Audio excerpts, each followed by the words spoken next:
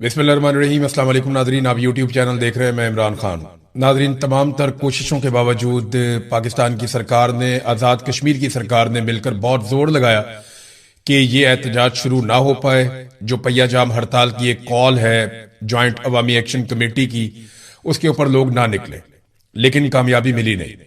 हुआ ये कि लोग बहुत बड़ी तादाद में निकल आए 9 जून की सुबह, और इसकी तवक्को की जा रही थी कि लोग निकलेंगे, लेकिन इतनी बड़ी तादाद में निकलेंगे इसका अंदाजा नहीं था। 2 जगहों से लॉन्ग मार्च का आगाज हुआ जहां पे सुबह लोग निकले, और वहां पे इक्का दुक्का वाकयात भी हुए, झड़पें हुई, लड़ाई हुई, काफी डंडे भी चले और बहुत सारे लोग जख्मी भी हुए। चंद शहादतों की भी इतला है, लेकिन अभी तक चीजें कंफर्म नहीं हो रही। तो काफिला रुका नहीं है, बल्कि लोगों ने कंट्रोल कर लिया शहर के ऊपर, सड़कों के ऊपर, और वो आगे बढ़ना शुरू हो गए। एक तो जनाब मीरपुर से बड़े काफिले निकले हैं और दूसरा डुडियाल से। ये दो जो है वो बिगनिंग वाले पॉइंट्स हैं, बिल्कुल जहां से काम शुरू होता है, डुडियाल और मीरपुर से। ये नक्शा मैं आपके सामने रखता हूं। ये है जी आजाद कश्मीर का नक्शा। ये बिल्कुल बारीक नक्शा है। ये नीचे सबसे अगर आप गौर से देखें तो नीचे बिम्बर का इलाका है, उसके ऊपर मीरपुर का एरिया है। तो ये डुडियाल है और साथ मीरपुर है। यहां से काफिले निकलते हैं और वो इकट्ठे होने के बाद अब कोटली की तरफ बढ़ रहे हैं। कोटली जो है वो एक बड़ा हसास मुकाम है। कोटली को अगर क्रॉस कर लिया इन काफिलों ने तो उसके बाद फिर इनको रोकना मुश्किल हो जाएगा, बल्कि बहुत मुश्किल हो जाएगा। उसकी वजह यह है कि कोटली से ऊपर जब आप चले जाते हैं, पुलंदरी, रावलाकोट, बाग, तो ये वो लोग यहां पे रहते हैं जो बहुत सख्त गिर किस्म के लोग हैं, और वो बड़े सख्त लोग हैं। वो जहाद में बिलीव करते हैं, और मकबूजा कश्मीर में भी इन लोगों ने बड़ा लंबा अरसा बहुत सारा जहाद लड़ा है।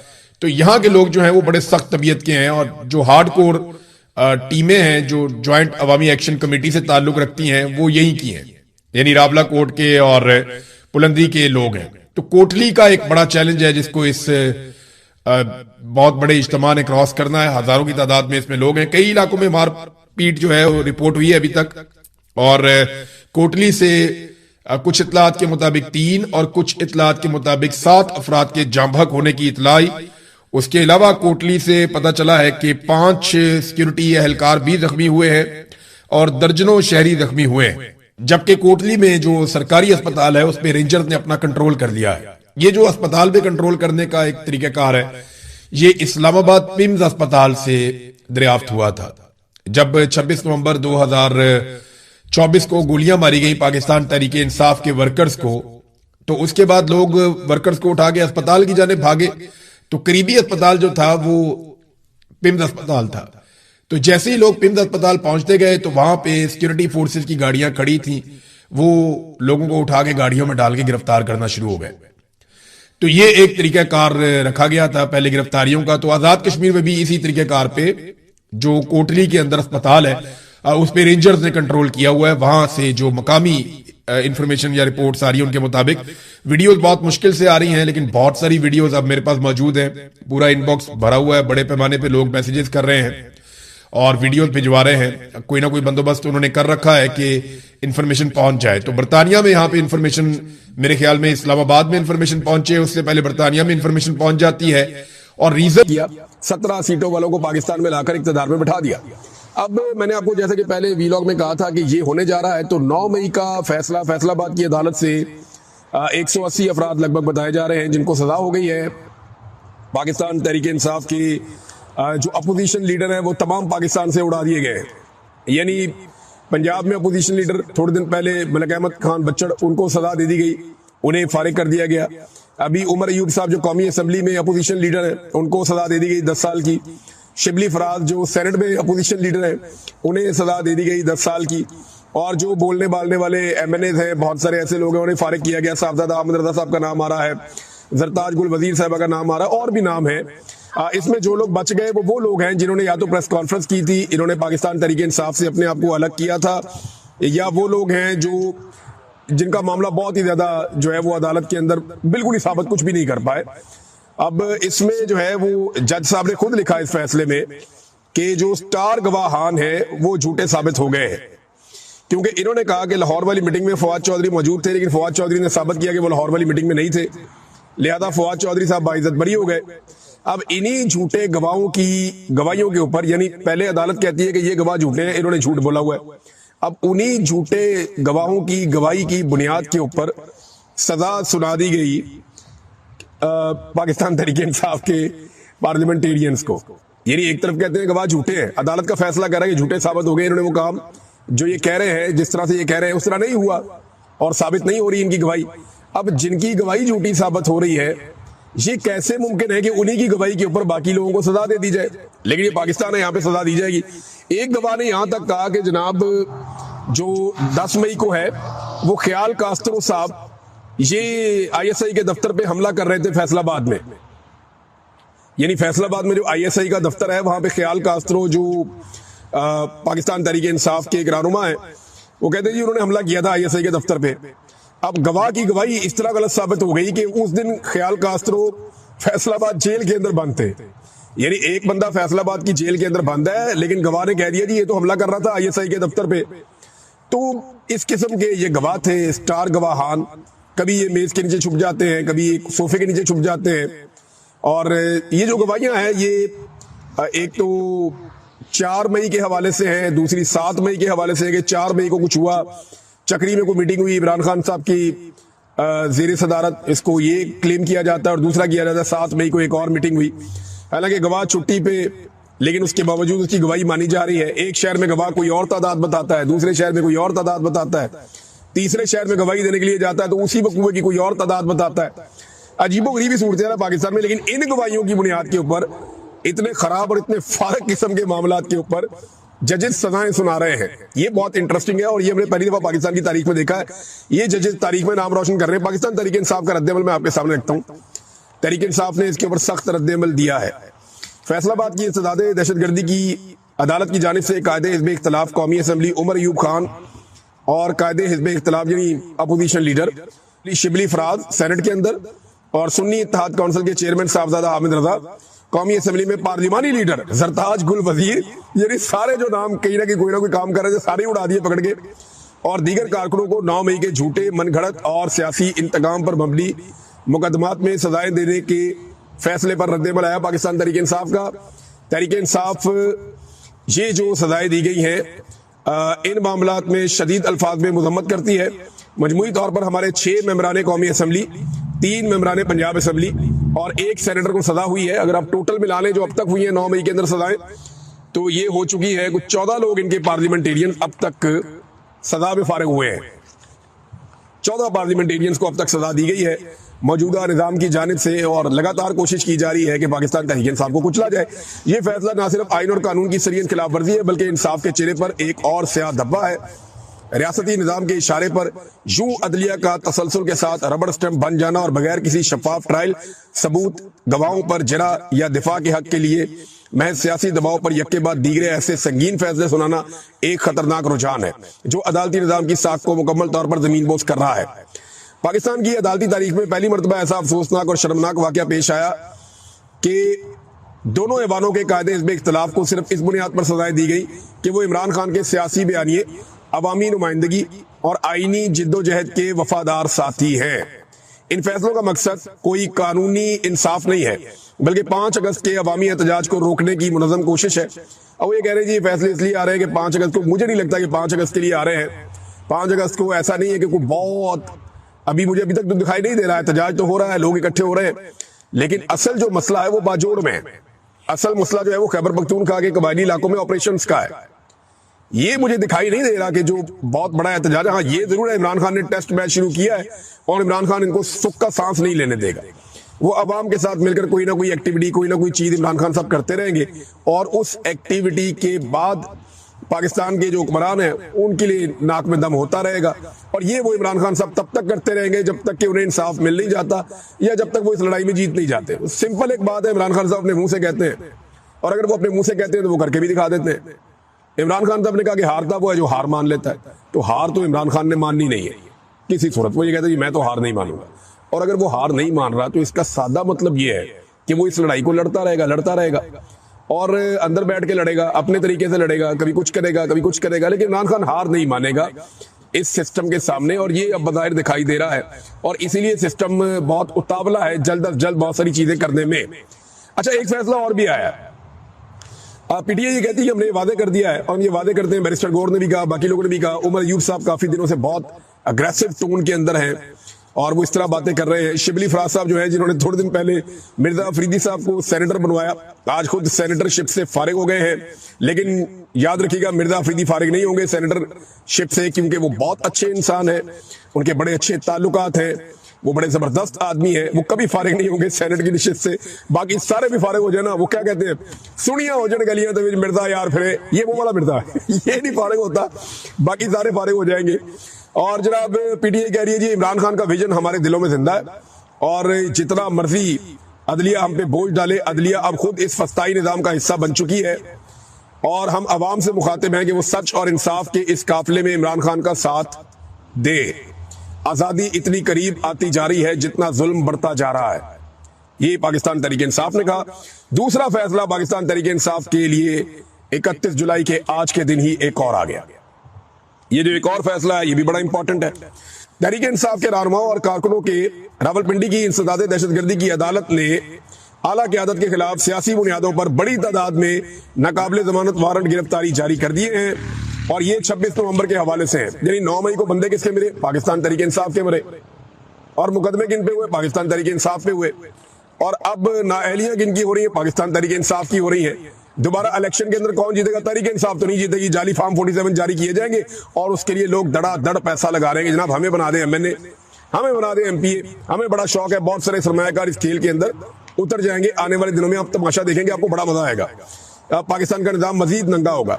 और अब जनाब बहुत सारे वारंट जारी कर दिए गए 26 नवंबर के हवाले से एहतजाज के बारे में, और मजे की बात यह है कि 26 नवंबर को भी कत्लेआम पाकिस्तान तहरीक इंसाफ का हुआ था। जो बंदे गायब हुए वो पाकिस्तान तहरीक इंसाफ के हुए, जिन लोगों को गोलियां लगी वो पाकिस्तान तहरीक इंसाफ के लोग हैं, लेकिन एक भी मुकदमा वहां पे नहीं हुआ।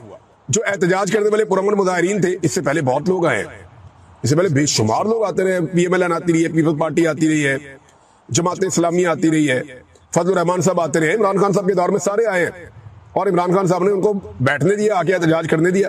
ये तो दर्दे दे दे के वापस जाते रहे, तो इमरान खान साहब ने कुछ नहीं कहा। तो मामला ये है कि अब इस वक्त उस एहतजाज के नतीजे में शेख वकास अकरम, कमल शोजब, कर्नल रिटायर अजमल साबर, अलीमा खान, उमर अयूब और साबिक सदर पाकिस्तान आरिफ अलवी साहब के भी मुकदमात नाकाबिले वारंट जारी कर दिए गए हैं। ये पाकिस्तान का निजाम एक एक करके अपने सारे कपड़े उतार रहा है। और वो शहीद अरशद शरीफ भाई ने कहा था ना कि बादशाह नंगा है, तो बादशाह वाकई नंगा है, और क्या खूब नंगा है।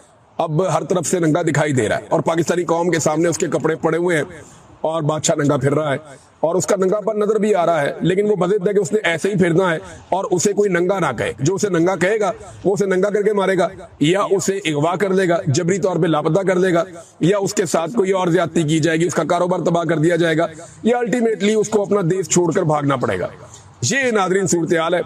और इसी तरह थाना कराची कंपनी इस्लामाबाद के मुकदमा नंबर 1193 में इस्तदादे दहशतगर्दी अदालत रावलपिंडी ने भी नाकाबिले जमानत वारंट गिरफ्तारी जारी कर दिए हैं, और साबिक सदर पाकिस्तान आरिफ अलवी, अलीमा खान, अली अमीन गंडापुर, उमर अयूब, शेख वकास, हामिद रजा, शिबली फराज, फैसल जावेद, शानदाना गुलजार, सलमान अकरम राजा, रऊफ हसन, मुराद सईद, असद कैसर, हमाद अजहर, आतिफ खान, शुएब शाहीन और सेनेटर आजम खान सवाती इसमें शामिल हैं।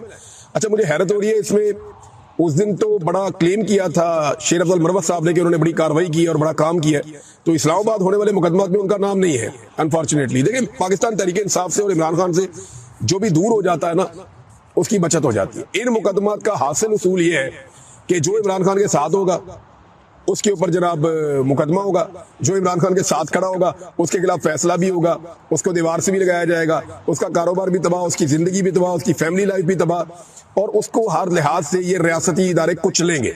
लेकिन जो इमरान खान का साथ छोड़ देगा वो रियासत के लिए अच्छा बच्चा बन जाएगा, तो रियासत उसके लिए माँ बन जाएगी और उसका ख्याल रखेगी। जिद सिर्फ इमरान खान साहब के हवाले से है। अच्छा, ये जनाब मैं आपको चंद चीजें बड़ी क्लियर कर देता हूं, और ये मेरा एनालिसिस है, और ये मैं इसके ऊपर बिल्कुल ऐसे ही बिलीव करता हूं जैसे मैं अभी दिन के वक्त आपसे बात कर रहा हूं। ये ना पाकिस्तान की एस्टेब्लिशमेंट इमरान खान को तोड़ने के चक्कर में, या इमरान खान को नीचा दिखाने के चक्कर में, या इमरान खान को खराब करने के चक्कर में पाकिस्तान की मिलिट्री एस्टेब्लिशमेंट जो है ये पाकिस्तान को नुकसान पहुंचा रही है। ये बात बिल्कुल एक हकीकत बन चुकी है। ये इमरान खान को खत्म शुद्ध करते करते खुदा ना खास्ता पाकिस्तान को खत्म शुद्ध करते जा रहे हैं। आप देखें, इमरान खान को मारने के चक्कर में इन्होंने पाकिस्तान को कहां से कहां पहुंचा दिया। आज आपके ज़र मुबादला के जो ज़खायर हैं उनके अंदर कर्जा पड़ा हुआ है, आपके पास बेचने के लिए कुछ नहीं बचा। अब आप अपनी जमीन खोद के सारी मादनियात बेचना चाह रहे हैं। कभी किसी को आप चूना बेच देते हैं, जनाब चूना लगा देते हैं कि हमारे पास तेल निकला है। वो तो जब तेल निकलेगा तब निकलेगा ना। तेल के ज़खायर पाकिस्तान के अंदर है, ये हम 70 साल से सुन रहे हैं। हर दौर में हमने सुना कि पाकिस्तान में तेल के ज़खायर है, पाकिस्तान जानबूझकर नहीं निकालता। तो पाकिस्तान कब निकालेगा ये हमें पता नहीं था। पता चला जी पाकिस्तान नहीं निकालेगा, अमेरिका निकालेगा। अमेरिकन कंपनियां आएंगी, वो यहां से आकर तेल निकालेंगी। वैसे दुनिया में जहां भी निकालती है अमेरिकन कंपनियां या यूरोपियन कंपनियां आकर निकालती हैं, लेकिन पाकिस्तान के जो सौदे होते हैं वो बहुत अजीब होते हैं। यानी हमने जब IPPs के साथ सौदा किया तो बेड़ा ही गर्क सौदा किया। हमने उन्हें कहा जनाब आप बिजली बनाएं ना बनाएं, आपको हम बिल देंगे। ये हो सकता है?